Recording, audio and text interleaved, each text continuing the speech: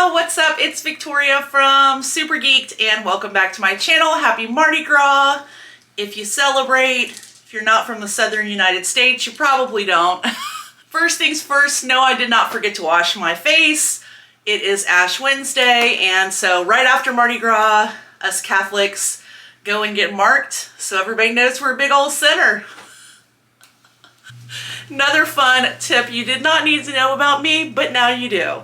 So, Mardi Gras. Yesterday was Fat Tuesday. Ash Wednesday always comes after Fat Tuesday, which is Mardi Gras Day. Monday was Lundi Gras, if you didn't know. And also, if you're not from the South, Mardi Gras does not just happen in New Orleans. It actually started in, well, there's some debate, but the real history is that it started in Mobile, Alabama. Most of us celebrate on the Gulf Coast from Southeast Louisiana, South Mississippi, and Southern Alabama. I do believe that Pensacola, Florida used to have a Mardi Gras parade. I don't know if they still do it. But basically South Alabama, South Louisiana, and South Mississippi all do Mardi Gras. And so Mardi Gras is not just Mardi Gras Day. If you didn't know, there's not just parades on Mardi Gras. Mardi Gras, the first ball that we have here in South Mississippi, is actually on New Year's Eve. So after Christmas, it's all on. And there are Mardi Gras balls. The parades start about 2 months before Mardi Gras Day. So I've been to a lot of Mardi Gras parades, and I thought I'd be a little festive and wear my Mardi Gras beads to start this video. So I'm also sick and on a lot of cold medicine because we have the funkiest weather. We went from 70 something degrees to the low 40s at night, and we do have night Mardi Gras parades where the floats are lit up, and I stood out in the cold for 2 nights and caught this cold. So if I'm a little sassy in this video, that's why also. Lots of cold medicine. In fact, my girlfriends who are fellow resellers, we have a group chat, and they've been laughing at me because of, I'm a little out of character right now. Anyway, so you're here for a haul, but I'm not going to give you a haul yet. I actually want to say something first, and it may be controversial. So let me take my Mardi Gras beads off real quick. So if you're a new reseller, something that you're going to figure out pretty quickly is there can be some drama in the reselling community if you're on social media. I don't really prescribe to a bunch of that stuff. I am older than most resellers that are in the sort of social media realm. It doesn't fit into my life. I pretty much try to seek out joy in my life, things that make me happy, things that, you know, fulfill my life. I'm at that point, and I don't usually get caught up in all the drama. I've joked with my girlfriends that I need to have some sort of controversy to increase my followers. But yeah, I really just don't get into all that stuff. It's not my thing. And listen, I'm human. I know that people like to talk crappy about other people, you know, like we've all done it at some point in our lives, right? Well, there was a recent video that came out about one reseller, you know, outing another reseller from things that were said in a group chat that they had. Okay, like I said before, I have a group chat with my girlfriends. We don't sit there and talk bad about people, but I realize some people do, you know?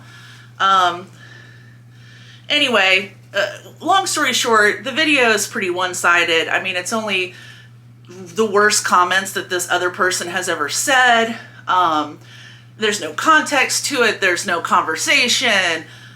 And also, from my standpoint, if this person was saying all this terrible stuff and you're in a group chat with them and you don't take the time to call them out on it, and you're just sort of participating or turning a blind eye, you're just as guilty. So that's one thing. But my problem with it is there's one thing about making fun of somebody for having buck teeth. There's one thing about making fun of people who have neck tattoos.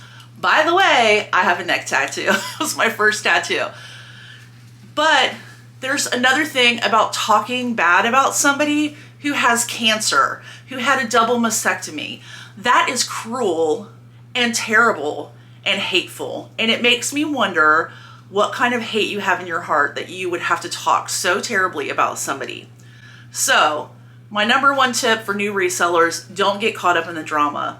Take time to be kind to people instead of wasting your emotional energy on being nasty, because it's not okay to be nasty to people.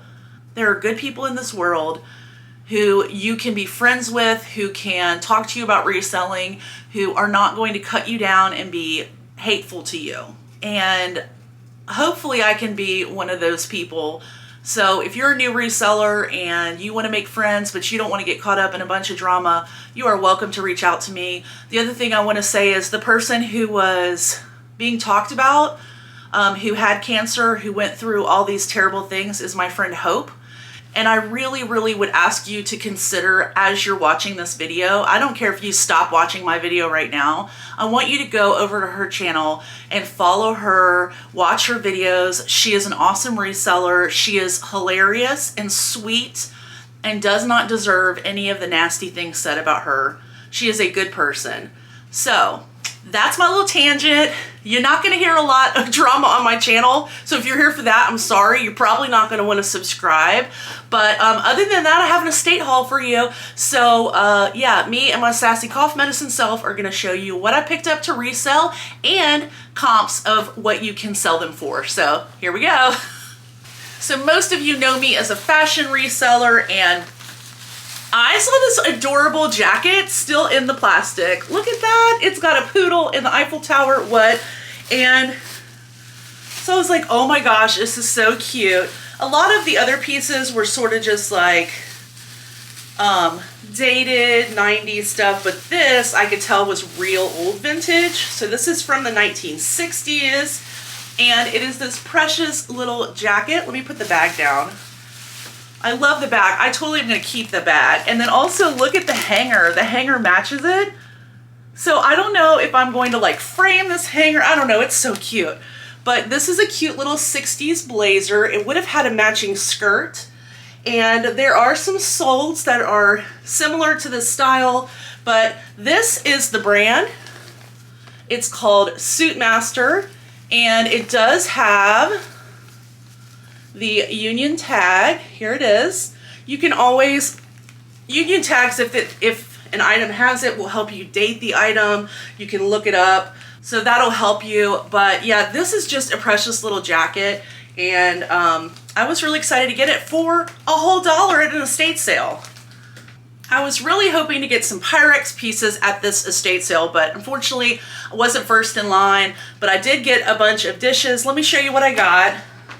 So this pattern here, you may have seen it on my channel before, is called North Star, and it was made by a company called Salem.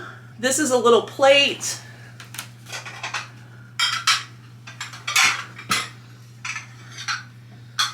And there was a couple of those. There's a couple of saucers that I picked up. I did leave this sticker on here. It says 10 cents.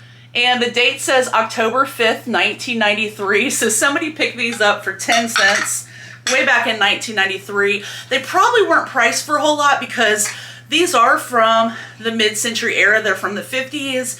But it used to be when you went to the grocery store, you could collect these little stamps.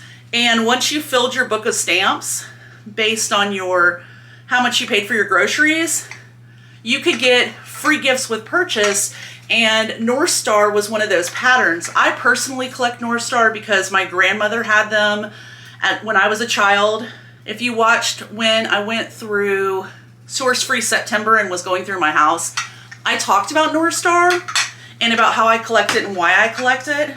So although I'm keeping these, I am going to show you comps on what they sell for because they are valuable. I did get one dinner plate. These dinner plates alone can sell for $20 a piece. The North Star stamp on the back is a little faded on that one. And then I did get 3 of the large platters. The large platters sell for about between $20 and $30 themselves. Here you can see the North Star on the back, and it does say oven proof. I've never put mine in the oven to test them, but they're supposed to be oven proof. But I got 3 of the large platters. And then the last one I got is Blue Heaven by Royal China. I've also talked about this design too, this mid-century design. It's highly collectible. These plates right now are not selling for as much as the North Star, which is wild to me because this pattern forever has been highly collectible with mid-century collectors. Here is the Blue Heaven stamp. And you can see that it was made in Sebring, Ohio. A lot of American pottery back in the mid-century era, 1945 to 65, were made in the Ohio, Pennsylvania area. A lot of the American pottery was made there or in California. So just a little tip there. So I'm going to pop up comps for Blue Heaven also. Highly collectible. Right now, not selling for as much as the North Star, but still something to be on the lookout for when you're outsourcing for resale.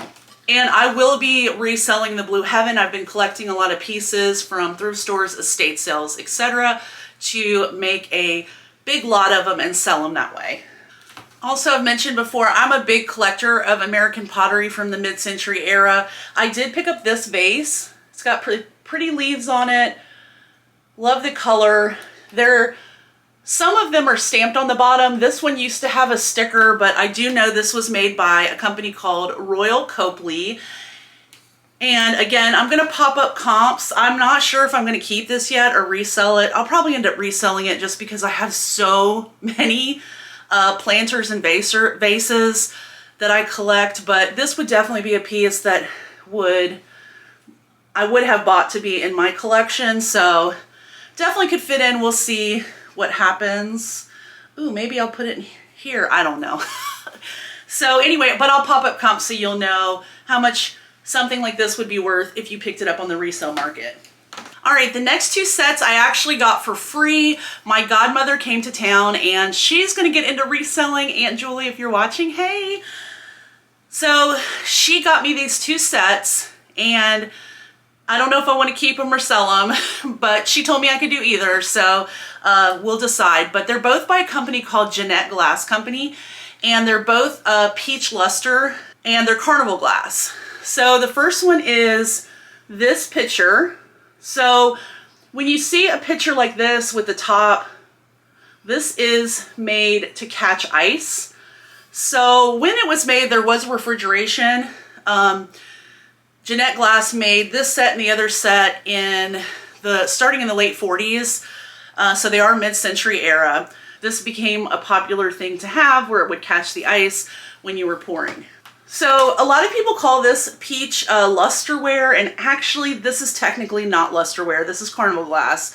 So Carnival glass is a type of pressed or hand-molded glass. This would have been pressed into a mold. You can see the line here from the mold, and then they would use this salt oxidation to create this luster or the shine, and it was made to sort of look like more expensive glass of the time, like Tiffany glass, but it's called Carnival glass. So this pitcher is, like I said, by Jeanette Glass Company, and the pattern on it, which is these flowers, some people mistakenly call this marigold, and actually the name of the pattern is a late sunflower. Now, I'll pop up a couple of ads from Woolworth at the time where you can actually see that they call it by the catalog name late sunflower, but they also call it cosmos or white cosmos in some of the ads. So it did have a couple of different names, but this picture is so pretty. And then let me show you the glasses.